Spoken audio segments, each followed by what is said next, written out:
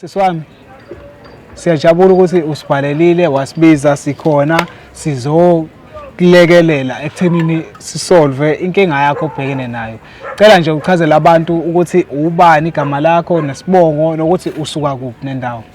Igama lami nguSinenhlanhla waNkwanyana. Ngisuka eNanda. Oh yeah, eMtshebheni, phansi eMtshebheni. NgwaseNanda, ngokuhlala ngwaseNanda. Osilanise nje ukuthi ukhule kanjani, ekhaya elinjani, bebekhona abazali?